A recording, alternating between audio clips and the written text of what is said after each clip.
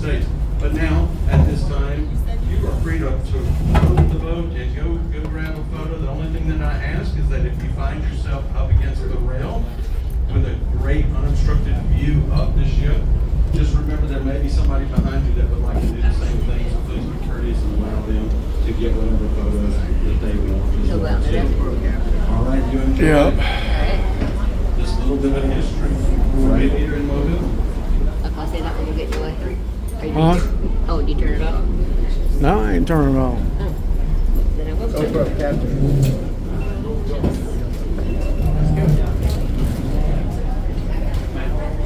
I'm gonna go check on the people downstairs.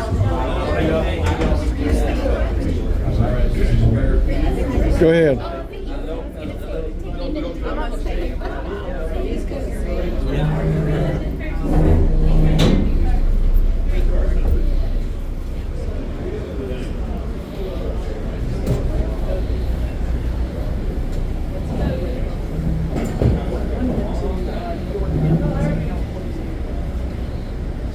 It's me.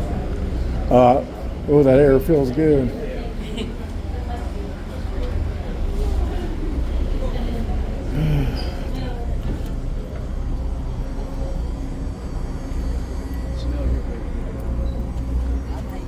I'm going down pee.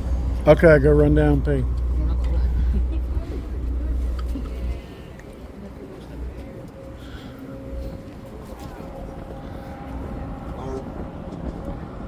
All right, there she is, the United States.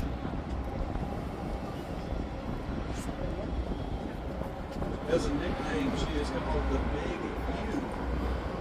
She was built in 1951. She made her maiden voyage July 3rd, 1852. And on that maiden voyage, that is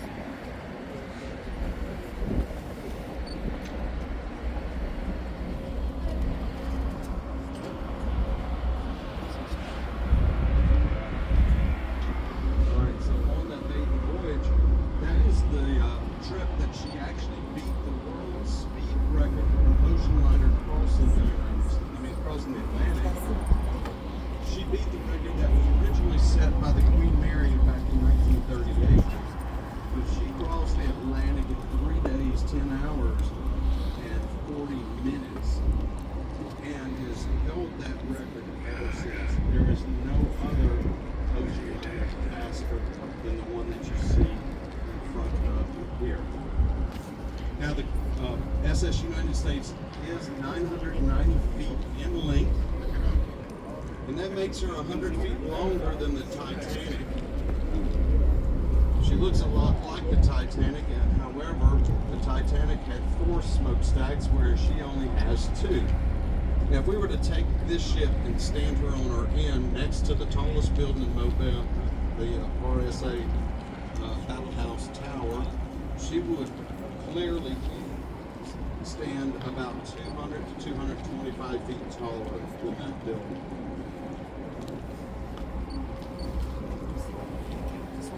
Now the ship's architect, William Francis Gibbs, when he designed this ship, he wanted it to be a fireproof ship, so it was constructed completely of steel and aluminum. There were nothing wooden on the ship, with the exception of the piano and the wooden chopping blocks in the kitchen.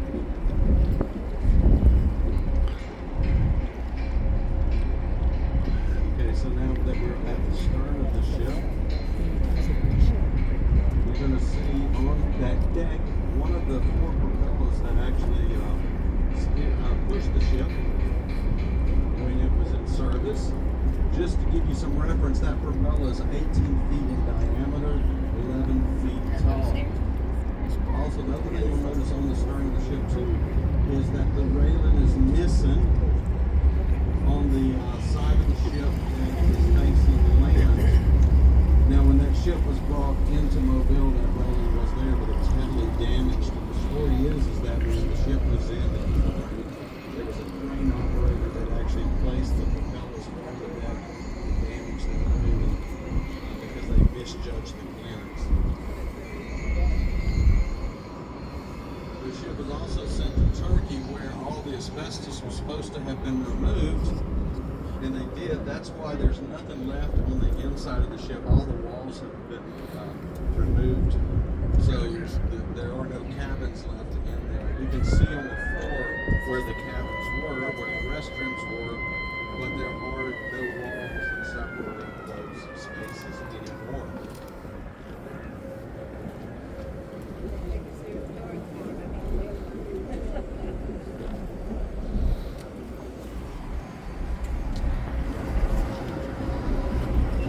I got a picture down below. It's really pretty good. Okay. Before we turn it there. Yep. Now, the SS United States was the first ocean liner to actually feature a microwave oven. And back in 1952, when it made its maiden voyage, they were advertising that all your meals would be prepared with a radar range, new technology at the time. My question for you is, who would book a cruise today knowing that all your meals would be microwaved?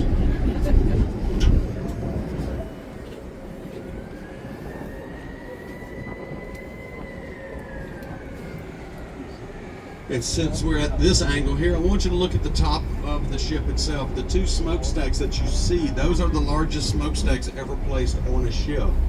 The architect designed them in a teardrop shape. So when you look at it from above, it looks just like a teardrop. Those stacks are 55 feet tall and about 60 feet long. Also, you'll notice that at the top they do have fins on them. Those fins were designed to keep the smoke from coming back down on the decks behind them.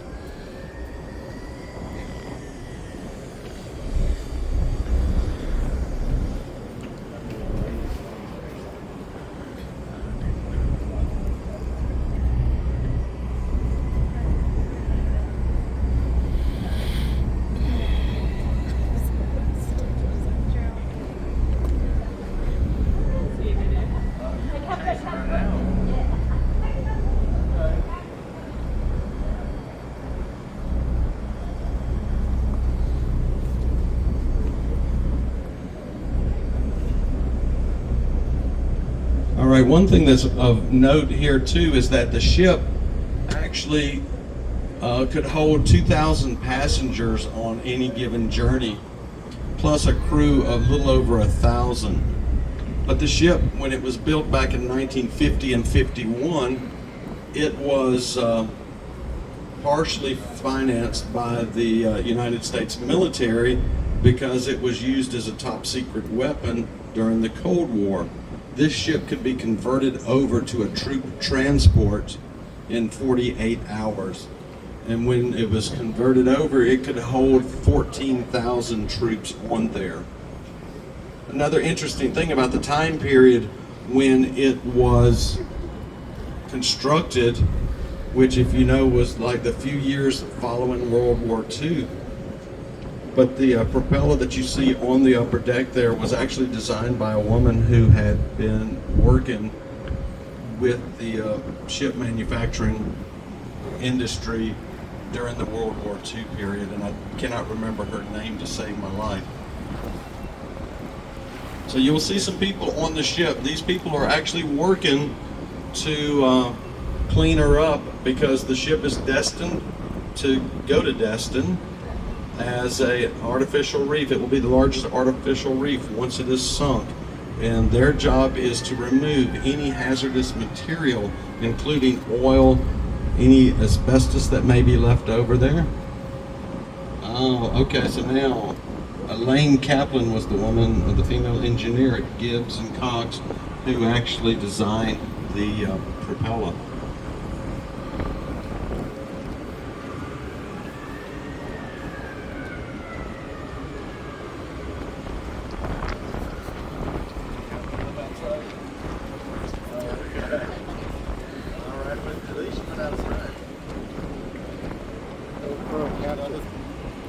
other things that they will be removing is all the glass. So the portholes you can see have already they've been moving those.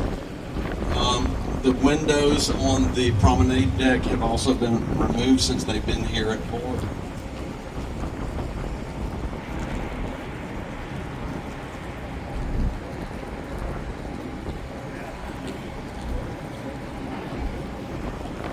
The stacks will be removed. One will be saved for a museum that is planned for the Fort Walton Beach area, including some of the other artifacts that may still remain on the ship, including that propeller.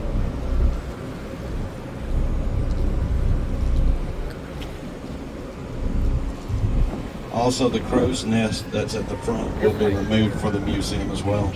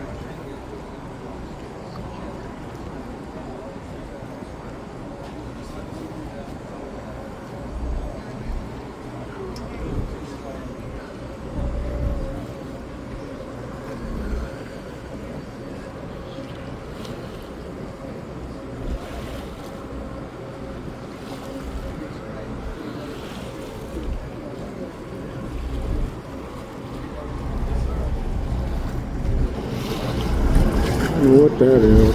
Like a hatch or something.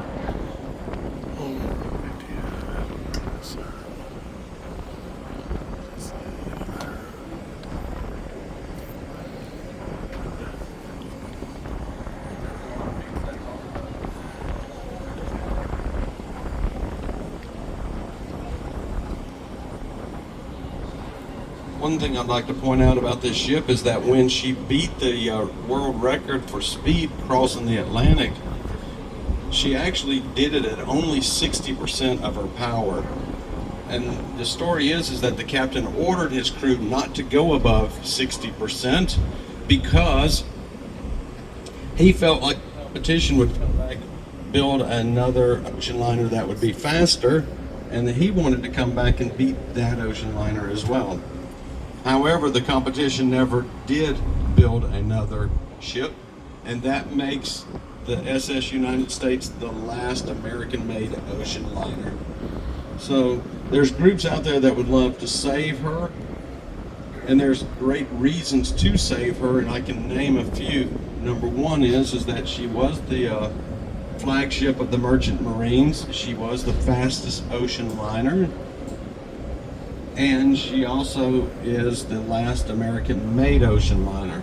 I'm sure there's plenty of other reasons, but a lot of famous people, celebrities, dignitaries of the day actually crossed the Atlantic on this ship. We had 4 presidents cross the Atlantic on the ship. Anybody can name those presidents? Want to take a stab at it? Let's see. Well, we had Eisenhower was one. We had John F. Kennedy was another. We had Truman. The 4th one's going to be a little bit harder. It was not Reagan. It was actually Bill Clinton. But Bill Clinton was not a president when he traveled aboard the ship. He was Doesn't actually matter. on his way to Oxford, and that's where he studied. Ship's cursed.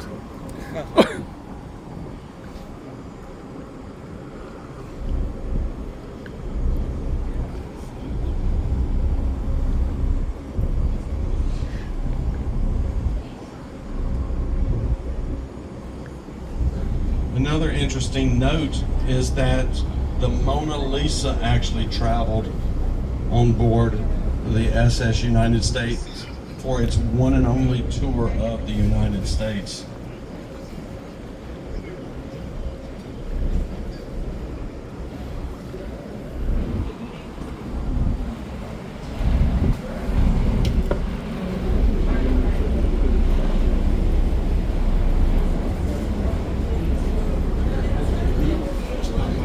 Cruise ship though?